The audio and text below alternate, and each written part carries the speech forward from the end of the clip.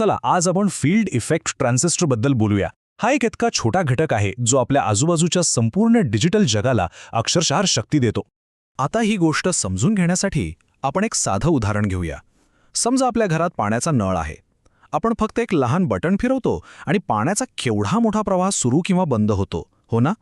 अगदी हेच तत्त्व ट्रान्झिस्टरच्या मागे आहे. सोप्या भाषेत सांगायचं तर ट्रान्झिस्टर म्हणजे एक इलेक्ट्रॉनिक व्हॉल्व्ह, एक असा लहानसा स्विच जो पाण्याच्या प्रवाहाऐवजी विजेच्या प्रवाहावर नियंत्रण ठेवतो. आता बघा, ट्रान्झिस्टरला कंट्रोल करण्याचे दोन मुख्य मार्ग आहेत. एक आहे बायपोलर ट्रान्झिस्टर, जिथे एका लहान करंटने मोठ्या करंटला कंट्रोल केलं जातं. पण दुसरा आणि जास्त हुशार मार्ग आहे तो म्हणजे फील्ड इफेक्ट ट्रान्झिस्टरचा, म्हणजेच FETचा. इथे करंट नाही तर व्होल्टेजचा, म्हणजे एका प्रकारच्या विजेच्या दाबाचा वापर करून प्रवाह नियंत्रित केला जातो. चला तर मग आता बघूया की FETचा पहिला प्रकार, जंक्शन फील्ड इफेक्ट ट्रान्झिस्टर किंवा JFET ही व्होल्टेज नियंत्रणाची कल्पना प्रत्यक्षात कशी आणतो. JFETचं मूळ तत्त्व एकदम सोपं आहे.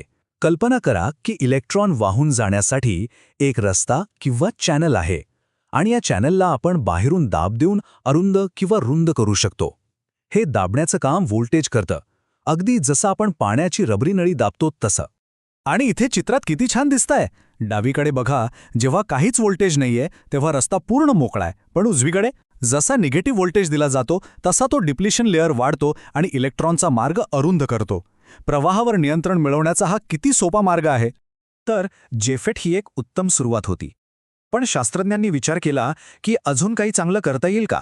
म्हणजे मुख्य चॅनलला स्पर्श न करता फक्त एका क्षेत्राच्या प्रभावाने प्रवाहावर नियंत्रण मिळवता आलं तर? आणि याच प्रश्नाचं उत्तर म्हणजे MOSFET. ही एक जबरदस्त उत्क्रांती आहे.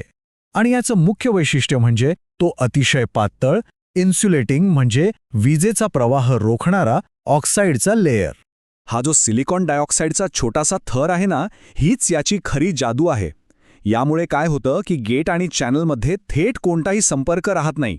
गेट फक्त आपलं इलेक्ट्रिक फील्ड तयार करतं आणि त्या फील्डच्या प्रभावानेच चॅनल नियंत्रित होतो. आणि यात अक्षरशः 0 करंट वापरला जातो. आणि याचा परिणाम काय?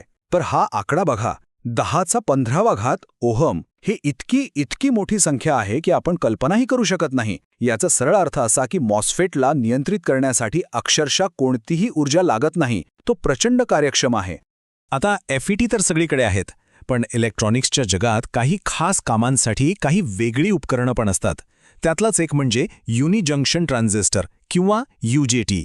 हो, ह्या सोर्समध्ये युनि जंक्शन ट्रान्झिस्टरबद्दलही सांगितलं आहे. नावावरूनच कळतंय की हा उपकरणांचा एक वेगळाच वर्ग आहे आणि तो आपण आत्तापर्यंत पाहिलेल्या FET कुटुंबापेक्षा खूप वेगळा आहे. याची 2 वैशिष्ट्ये आहेत जी त्याला खूप खास बनवतात.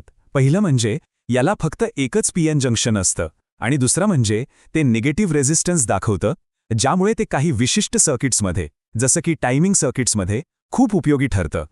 बरं, तर UJTचं प्रकरण बाजूला ठेवूया आणि आपल्या मुख्य मुद्द्यावर परत येऊया. हे जे FET आहेत आणि विशेषतः MOSFETs ते आजच्या जगात इतके महत्त्वाचे का आहेत? तर याचं सरळ उत्तर याच्या फायद्यांमध्ये आहे. सगळ्यात महत्त्वाचं म्हणजे हे व्होल्टेज नियंत्रित आहेत, म्हणजे यांना चालू बंद करायला जवळपास काहीच ऊर्जा लागत नाही. ते खूप कार्यक्षम आहेत.